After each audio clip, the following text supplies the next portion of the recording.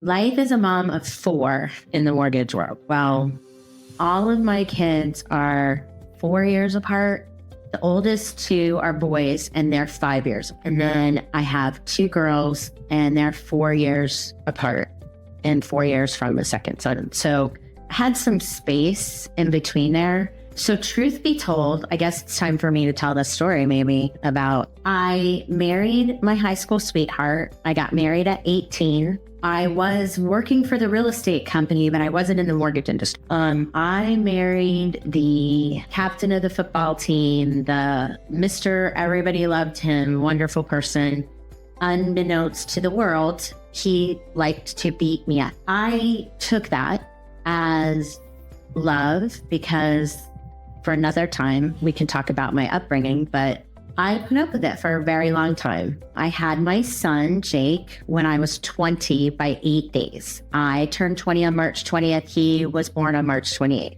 And I was in the mortgage business, but I was processing. So it was great. Everybody at the office threw me a baby shower. I had so many real estate friends and partners, and Wanda was still in my life at the time, and Tom, and it was great. My mom was alive. I was happy to be having a baby. Fast forward to Jake being 2, so I'm 22 now. I had a broken collarbone and broken ribs, and I thought I was hiding it. And I came into the office, and Tom Mills, who I talked about in a previous episode, came to me and said, I got you a U-Haul and an apartment and I'm getting you out. So me and the 2-year-old in the mortgage business, I'm still processing, leaving essentially a psycho who's probably wants to kill me now, was the best thing that ever happened to me. I got out. I had to stay at a spouse abuse treatment center because my Sicilian mother, who is one of my favorite people in the whole world, couldn't have me home because she couldn't take it. And we had to go through all that and get all that taken care of. So that was my first, really kids in the mortgage business, if you will. Fast forward, I meet Rico Suave at a bar, never been to a bar. Oh, and a story for another time is about my little sister stealing my ID, and she went to bars way more than I ever did. My first time in a bar, she had already been there for 4 years. So I'm at a bar, I meet Rico Suave. He sweeps me off my feet. I thought that I had met the man of my dreams. He was Italian. He was all these things. Get pregnant, get married because his Italian family insisted on it. Now I'm originating, right? I'm starting to originate.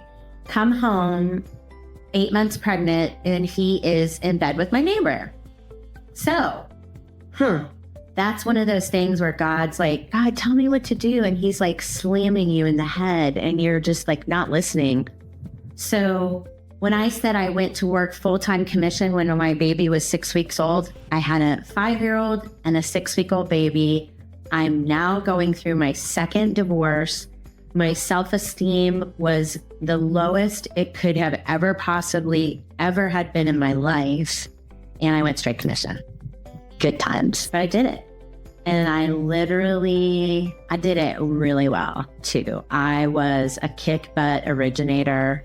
I got my little self up to 25 units a month with the best processor that ever walked the planet, Jen Kersey. We kicked butt and we did it well. It was hard. My mom was still alive. My mom helped me so much with watching the kids. My sister-in-law, or I should say my sister-in-law, Lisa, my brother's wife, she helped me a lot too. Everybody did. It takes a village. It took a village. Everybody had to help. I had to hire help. What did I learn from all that? Well, I learned a few things. One, definitely sit down and make a list of things that you can leverage. Like, why did I feel like I needed to have the house clean to the nth degree and I had to cook home-cooked meals and couldn't use a crock pot and I had to be home and get the kids to bed and then go back to work and I had to do all my own laundry and all that stuff? I say that to say so many people offered to help me and I probably had a little bit too much pride. I really should have subbed that stuff out, right? Paid for it. I mean, I'm not telling you to use your family and friends for free. I'm saying pay for it, because it just makes sense, so that the time that you have with your kids is truly time that you're not doing all those things and you're spending quality time with them. I would tell you that, do I have regrets? Yeah, for sure. I mean, I can remember being on a beach with the boys, just got the chairs all out, got them all sunscreen and whatever. And one of my top agents called and I grabbed them all and put them all in the car, took them to my mom's and did the prequel. Well, I mean, was that necessary? No. And who taught me that? My little sister. My little sister is wise beyond her years when it comes to business. She said, Laura Lynn, people are going to respect you more if you keep a calendar and you're not at their beck and call, which I thought the opposite. Being a single mom, straight commission, I had to do everything. I had to be there when they needed me there, no matter what. And I could never, if I ever said, I can meet you at this time or this time, instead of I'll be right there, I wasn't going to get the business, was my thought. And Francis said to me, no, you need to say, I'm available this time and this time, which works for you. If I could save any of you, any struggles, that would be it.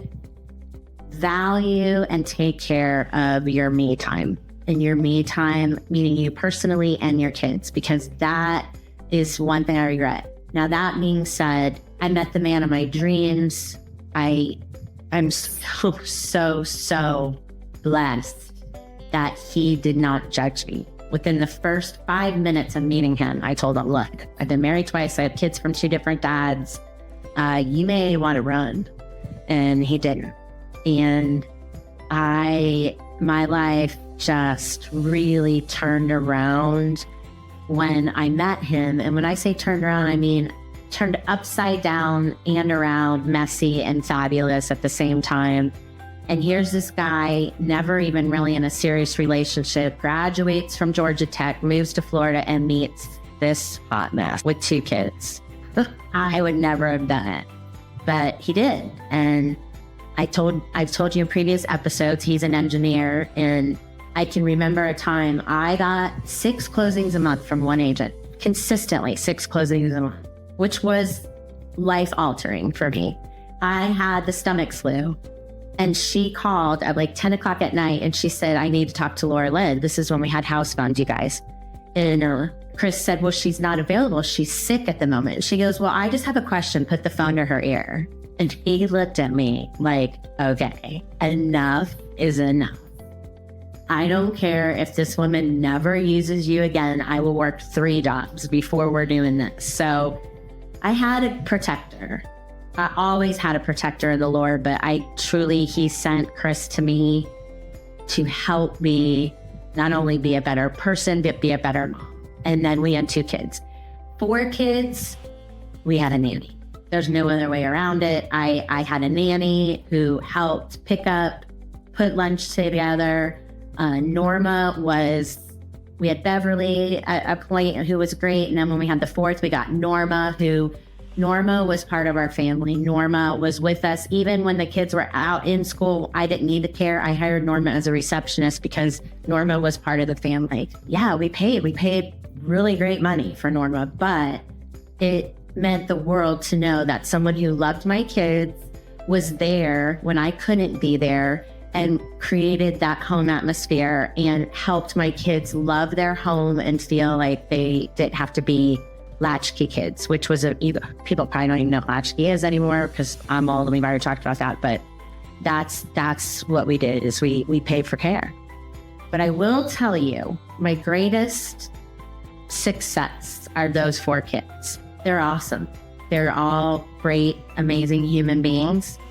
And each one of them at one time or another, some at graduation, some at college graduation, some just mom telling me, thank you for never missing any of my events. And I will tell you, we did not miss an event.